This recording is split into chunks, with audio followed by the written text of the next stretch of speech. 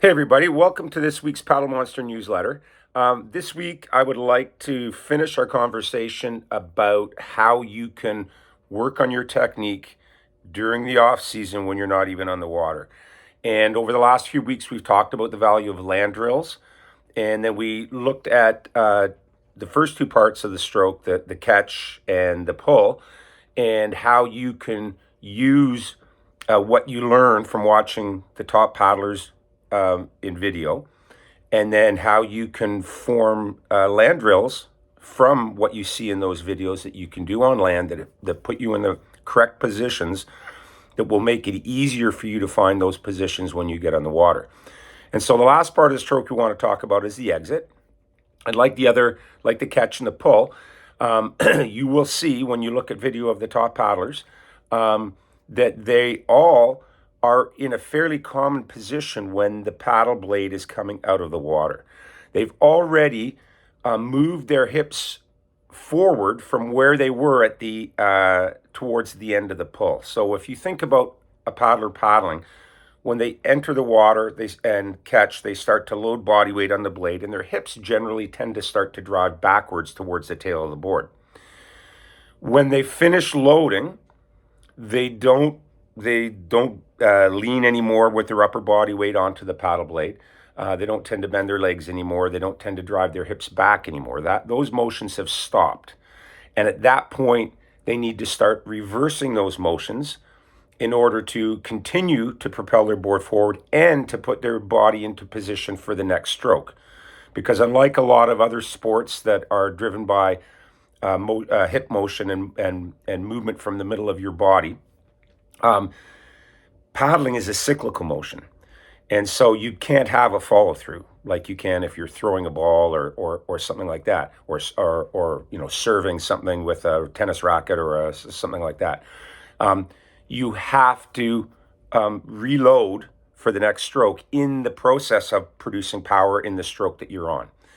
And so the exit becomes really important, and it's about what you will see in all the video of all the top paddlers is that as the blade is still in the water, they are reloading their hips forward. So their hips have stopped moving towards the tail of the board and are starting to move towards the front of the board again, and their legs are starting to straighten. And this means that as the blade actually starts to exit, or is actually coming out of the water, their body is already in the position that it needs to be for the next catch. And really the only thing they need to do is extend their arms forward and rotate their shoulders, and they're in position for the next stroke. If you look at video of the top paddlers and you freeze frame the video at this point where the blade is just coming out of the water. So I don't mean where they're starting the exit. I mean where the blade has just popped out of the water.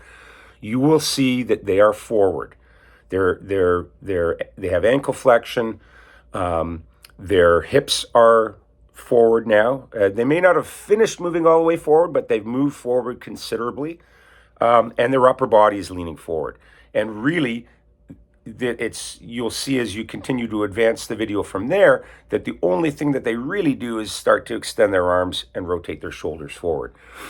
That position is critical in getting the next stroke, getting ready for the next stroke quickly so that you can have a high cadence and you're not wasting time in the recovery or the air work. But it's also critical in producing power at the end of the stroke. The action of reloading your hips forward, or starting to reload your hips forward, while the blade is still in the water, so that the blade is actually still moving towards the tail of the board, while your hips are actually starting to move toward the nose of the board. That movement of your hips past the blade creates an enormous amount of power that provides acceleration off the back of the stroke. It gives your board a burst of speed off the back of the stroke. Your board will be moving its fastest at the exit, and that extra acceleration you get by doing that allows your board to carry more speed between strokes, which means you will be going faster, right? And it also means your board will slow down less for the next catch, and you'll have less work to do to get it back up to speed again. It's critical. And so it's really key that you find ways to conceptualize that by watching video of these top paddlers. And then it's also really critical that you can practice this on land a little bit so you get the idea of how your hips should be moving in relation to the blade as you're exiting on land, so that you can do it better when you get on the water.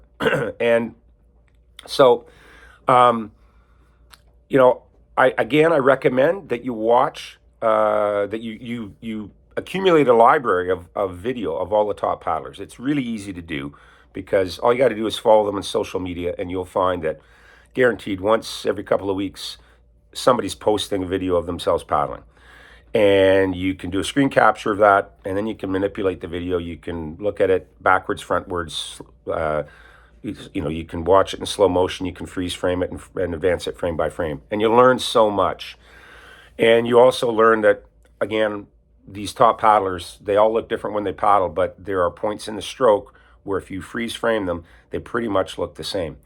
And so focus in on the exit this time and look to see what they're doing at the exit. Look to see, in particular, the frames where try to identify where the hips stop moving back and start moving forward, where the blade is in the water when they do that, and then just kind of watch over the next few frames to see how the hips continue to sort of move towards the front of the board while the blade is still moving back, and then the blade pops out. The hips lead, that motion of the hips starting to reload forward it initiates the exit, and it leads the motion of the blade popping out of the water by a couple of frames. It should. And that's what's going to produce the big power. Interestingly enough, if you wait to reload your hips forward until the blade has popped out of the water, so if you do it in the opposite order, if you lift the blade out of the water first and then move your hips forward, that movement of body mass forward without the blade in the water ends up moving the board backward. It creates an impulse that moves the board backwards. And that won't be moving your board backward while you're traveling forward, but what it will be doing is breaking the forward run of the board a little bit, so you will be losing speed. So it's a critical part of the stroke. And I think, the key to good technique is, first of all, understanding what the best people are doing so that you can learn from them, and then practicing the motions that they're doing, that you see them doing in those videos yourself, on land first, where you can do it in front of a full-length mirror and be really particular about what you're doing in relation to what you're seeing in the video, so that you're mimicking it exactly, and practicing that so that when you do get back in the water, your body's comfortable with this movement. And then it's much, much, much easier to find that on the water. It's still going to require some work, but it's much easier. You'll have a really solid idea of what you should be trying to do. So that would be my tip for this week. I think it's really a mistake to think that if you're not in the water and you're not paddling, that you can't be doing positive things to improve your technique. So again, get a library of all the top paddlers, video of all the top paddlers, geek out on that, like study it and learn from it. And then start putting yourself on land into the positions that you see these paddlers in the videos, in front of a mirror where you can mimic exactly what they're doing, and practice that over the next, 10 minutes a day over the next couple of months. And you're going to be a long, long way ahead when you get on the water in the spring than where you are right now.